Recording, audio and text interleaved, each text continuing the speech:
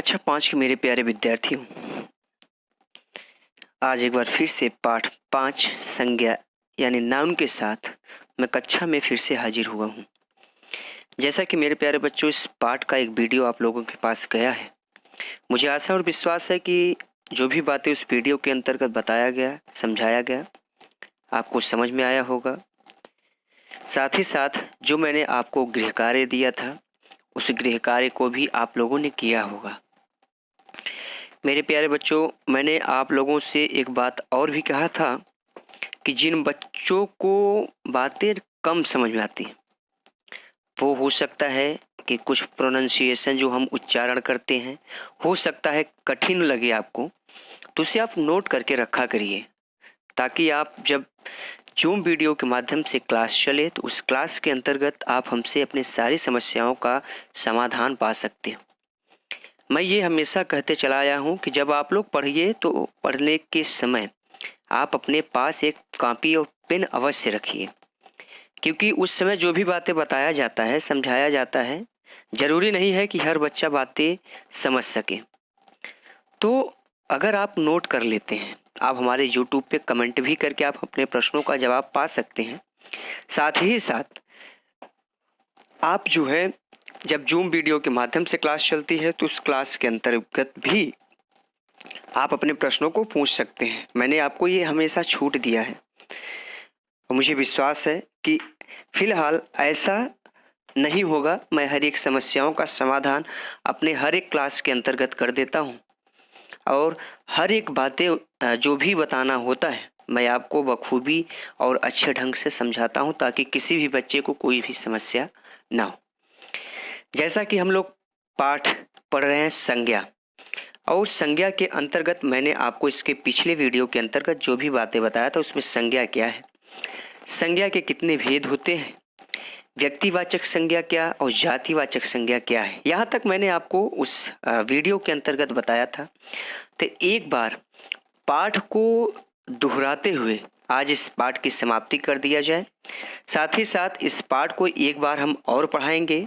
जब हमारा zoom video के माध्यम से क्लासेस चलेगी तो उस क्लास के अंतर्गत भी हम जो है इस पाठ को एक बार पढ़ाएंगे। तो जो बच्चे छूटे हैं, जूम वीडियो के माध्यम से आ जाते हैं, कुछ बच्चे ऐसे होते हैं जो जूम वीडियो में पढ़ते हैं, यूट्यूब में नहीं पढ़ते, जो यूट्यूब में पढ़ रहे हैं वो जूम में नहीं पढ़ रहे हैं ना। तो मुझे आशा है कि आप सभी लोग सारे क्लासेस को बराबर अटेंड करिए, ताकि कुछ बातें जो है आपको जूम वीडियो में पढ़ाया जा रहा है, जूम क्लास के माध्यम से, और कुछ जो है यूट्यूब क्लास के माध्यम से बताया जा रहा है, तो आप उसे समझिए।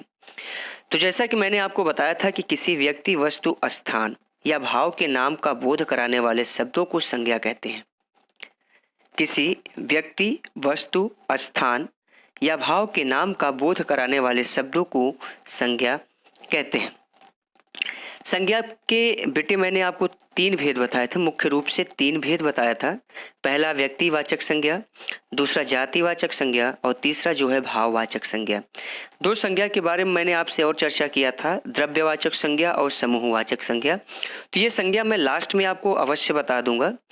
लेकिन प्रश्न अगर आपसे यहाँ किया जाता है कि संज्ञा के भेद कितने होते हैं, तो आपको संज्ञा के 3 भेद बताने हैं, व्यक्तिवाचक संज्ञा, जातिवाचक संज्ञा और भाववाचक संज्ञा। समूहवाचक और द्रव्यवाचक जो संज्ञा है वो आगे आप आने वाले समय में जो आपका क्लासेस जो अब जैसे जैसे आप स्टैंडर्ड में आओगे तो वहाँ पे आपको ये सारी बातें अब मिलना शुरू हो जाएगा। तो आप बिल्कुल टेंशन ना लीजिए, आपको आगे भी बताया जाएगा। यहाँ भी मैं आपको हल्की जानकारी दे दूंगा समूहवाचक और द्रव्यवाचक के बारे में। तो यहाँ पे जो व्यक्तिवाचक संज्ञा के अंतर्गत मैंने आपको बताया था, जैसा कि एक पैराग्राफ के अंतर्गत आपको बताया गया, सरबजीत यानी मेरा मित्र शरबजीत पिथौरागढ़ में रहता है। उसके पास खेत का टुकड़ा है, उसने गुलाब, गेंदा, जूही, चंपा, चमेली और के अनगिनत फूलों के पौधे लगाए।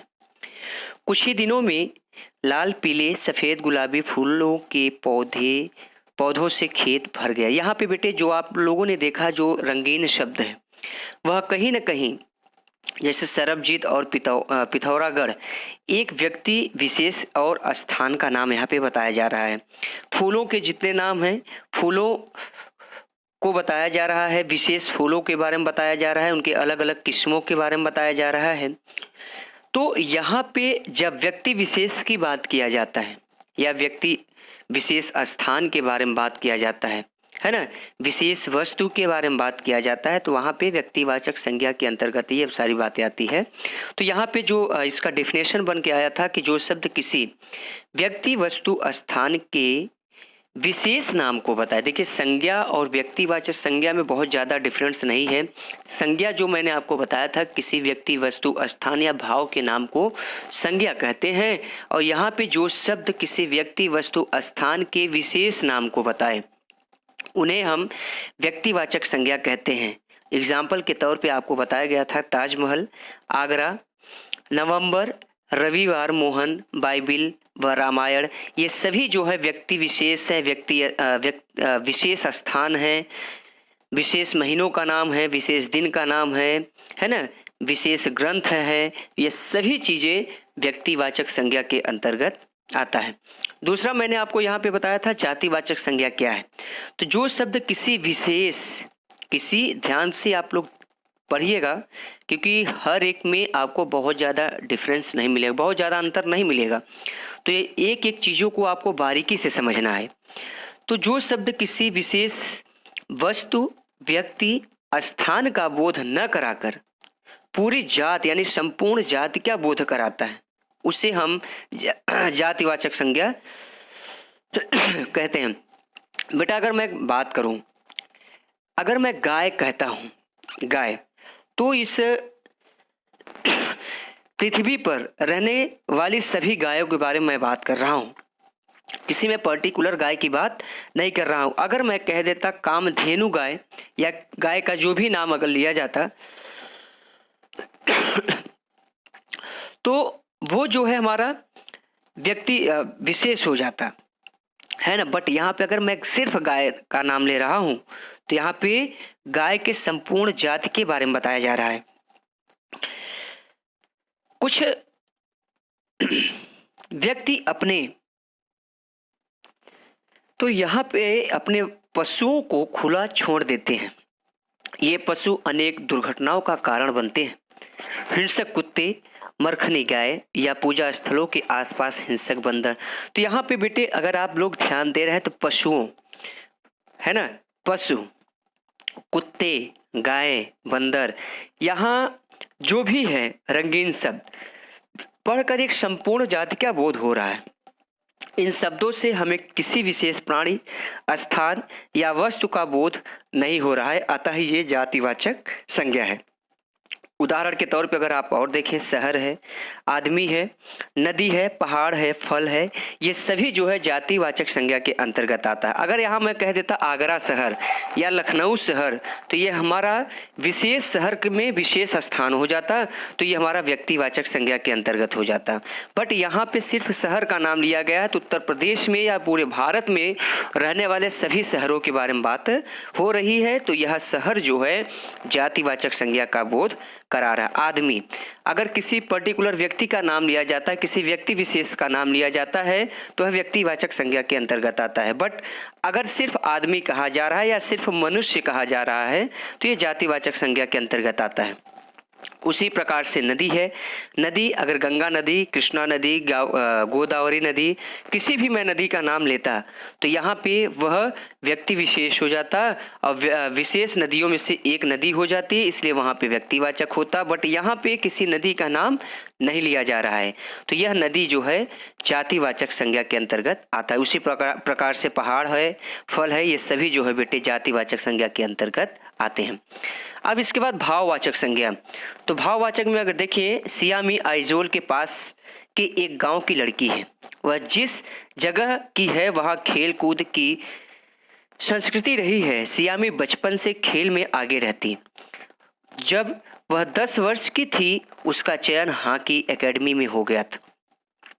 सियामी की खुशी का पार नहीं था, वह भारत के लिए गौरव का कारण बनना चाहती थी। तो प्यारे बच्चों, यहाँ पे जो ऊपर चित्र देख रहे हैं, इसमें भी जो रंगीन शब्द हैं, जो रंगीन अक्षर हैं, ये सभी मन के किसी भाव या अवस्था को दर्शाते हैं, अतः ये सभी जो है भाववाचक संज्ञा के अंतर्गत आते हैं। इसका जो डिफिनेशन बन गया है, परिभाषा बन गया है कि जो शब्द किसी गुण दोष अवस्था या भाव का बोध कराते हैं वह भाववाचक संज्ञा कहलाता है। यानी जब हमारे मन का जो अंतरात्मा, हमारे मन की जो आवाज़ है, हमारे गुण है, हमारे दोष है, हमारी अवस्था है, हमारा जो मन के भाव हैं, उसका जो बोध कराता है वह भाववाचक संज्ञा कहलाता है। जैसे बचपन, बुढ़ापा, गरीबी, प्रेम, ईमानदारी, मनुष्यता, प्रसन्नता, संतोष, है ना, ये सभी जो है भाववाचक संज्ञा के अंतर्गत आता है। कुछ अन्य भेद, कुछ लोग संज्ञा के दो अन्य भेद और मानते हैं, जैसा कि मैंने आपको इससे पहले मैं बता चुका हूँ।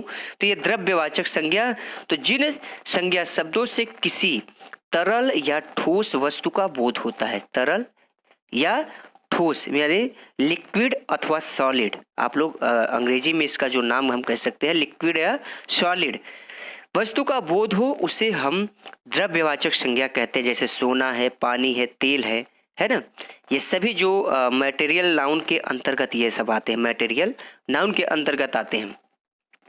नेक्स्ट हमारा है बेटे समुदायवाचक संज्ञा। तो जिन संज्ञा शब्दों से किसी समूह या समुदाय का बोध होता है ना, उन्हें हम समुदायवाचक संज्ञा कहते हैं। उदाहरण के तौर पे अगर देखें, सेना है, भीड़ है, सभा है, दल है आदि, ये सभी जो है हमारे वो समुदायवाचक संज्ञा के अंतर्गत यानी कलेक्टिव नाउन के अंतर्गत आते हैं।